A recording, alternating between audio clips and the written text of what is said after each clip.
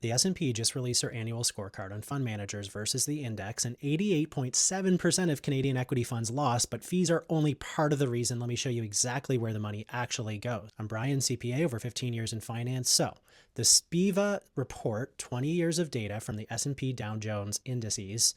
In 2024, 89% of Canadian equity funds underperformed.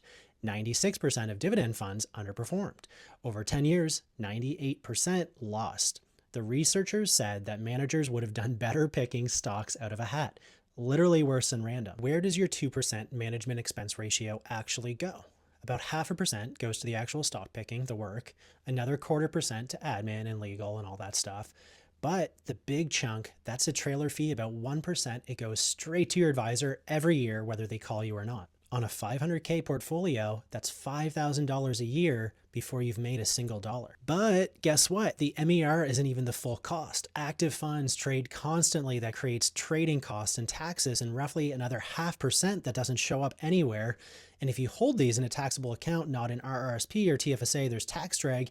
Every time the fund sells at a profit, you pay cap gains tax on gains you never chose to realize, and studies show that cost another 1 to 2% annually. So I'm going to pick on someone here. Two real funds, RBC Canadian Equity 2% MER versus XIC, an ETF tracking the exact same market, 0.06% MER.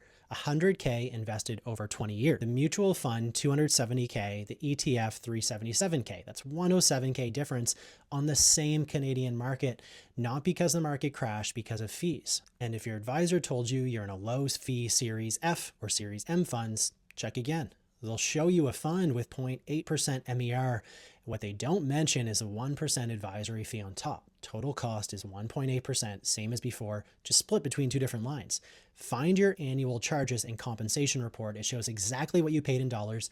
Most people have never looked at it. Data runs deep on this. The math is simple. If you want to see how to actually switch from mutual funds to ETFs, please let me know. I'll make a video on that. And please like and follow for more content like this.